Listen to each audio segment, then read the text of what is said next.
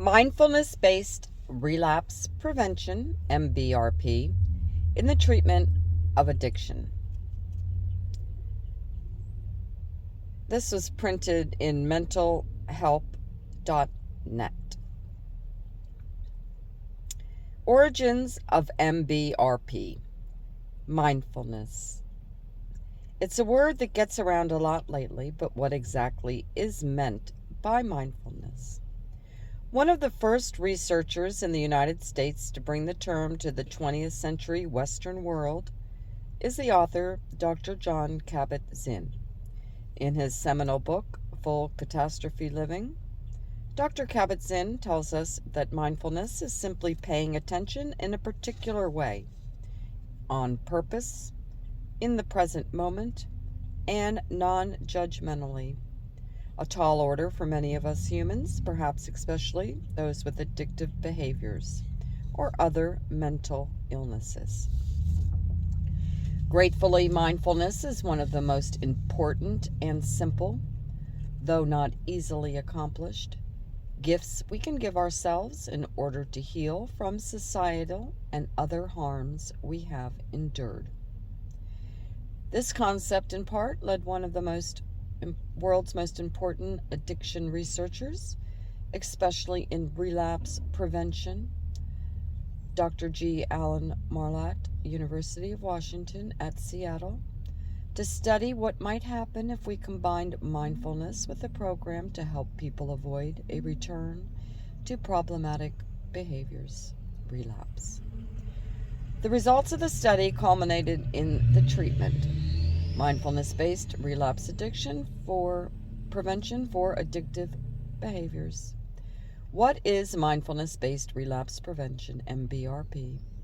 Mindfulness-Based Relapse Prevention, MBRP, is a treatment for preventing relapse in addictive disorders, substance abuse, alcohol addiction, that integrates mindfulness meditation with standard relapse prevention for substance abuse, alcohol, relapse prevention, practices generally based in various cognitive behavioral therapies, CBT, such as depression cognitive behavioral therapy.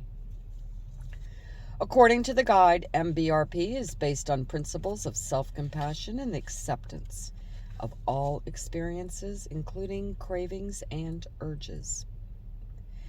The greatest difference between mindfulness approach and a more traditional approach seems to be found in the idea of acceptance. In traditional addiction treatment, clients are often encouraged not to think about their drug alcohol cravings, as thinking about them may lead to one to use or relapse. It's part of the old beware of the sleeping tiger metaphor still taught in many treatment facilities today, comparing addiction to a sleeping tiger, just waiting to pounce upon the person the minute they let down their abstinence guard. MBRP instead challenges that concept. In MBRP, we are instead encouraging clients to accept that they will indeed have urges and cravings.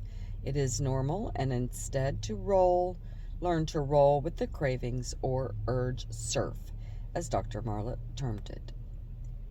The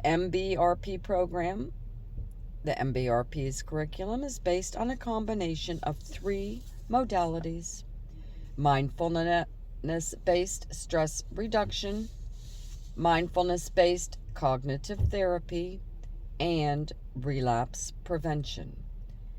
The goal was to develop a curriculum that would be informed by participants, changing with each new group of consumers. There are 8 sessions in the protocol, which are designed to be used in a group but also can be used individually. It's important to note that participation by members of the group or individual is essential, including home personal practice for best results. Using MBRP with 12-step approaches. Some aspects of MBRP fit comfortably with the overall 12-step approaches.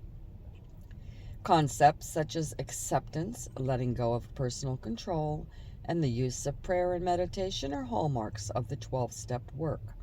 However, some ideas in MBRP do not fit so well.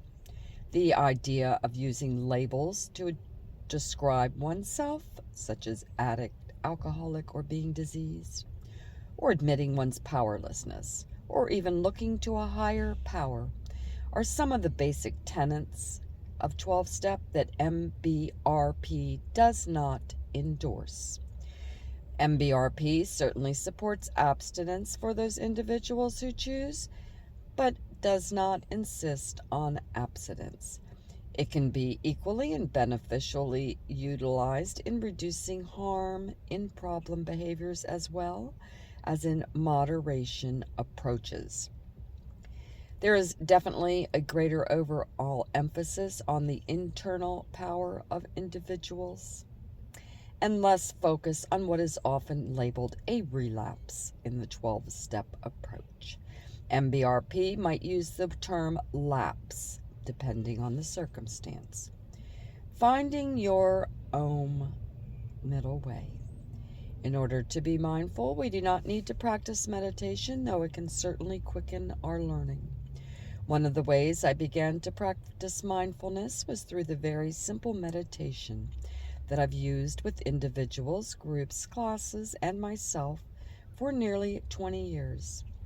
Developed by Spirit Rock, Marin County, California, co-founder Dr. Jack Kornfield.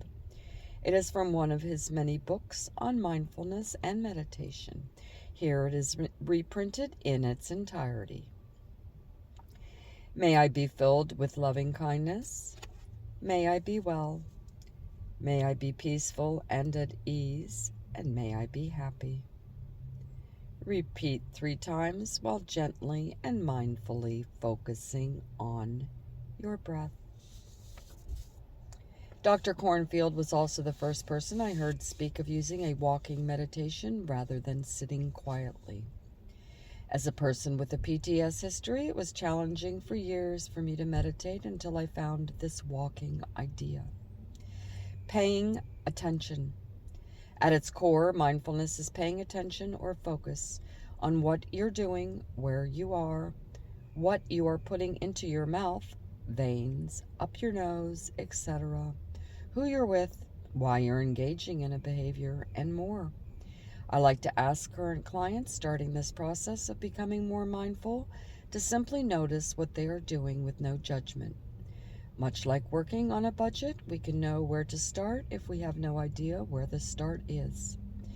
This can be done by writing down drinks, using a smartphone to track, addiction apps to help you cope, one's use, gambling, food intake, using a specific application, or to put a penny in your pocket for each time you engage in the behavior you're trying to change, or any other number of options.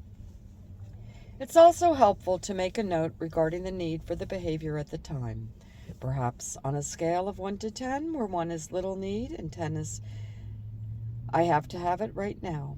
This information, along with learning to wait just a bit before engaging in the unwanted behavior, can lead to tremendous insight and empowerment over cravings, something the late world's foremost expert on relapse prevention, Dr. G. Alan Marlatt, termed urge surfing. What did Dr. Marlatt mean by the term urge surfing? Essentially, he meant that all of us have urges, and all of us can learn how to not act upon the urges that are harmful. Craving or urges are important information for us, not to be ignored, but rather welcomed with compassion and understanding. One of my favorite sayings is that all cravings will pass in about 20 minutes, regardless of what I do, so why not be in charge of my actions? Hard to argue with such logic. Concluding remarks. MBRP was born out of the seminal work of Dr. Jon Kabat-Zinn and his mindfulness-based stress reduction with a general dose of general CBTs and Dr. Marlatt's own work in relapse prevention. It may be combined with a 12-step approach in some ways, though there will be times of discrepancy.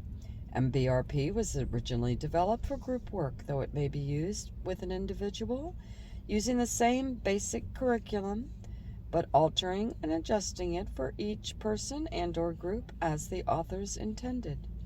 To me, being mindful is the first of my 3 concepts of recovery. That's all recovery, including harm-reducing strategies. Those three concepts are mindfulness, connectedness, and inner growth. Developed by some truly exceptional patients at the recovery facility nearly 20 years ago. These three simple concepts help to begin one's journey of recovery.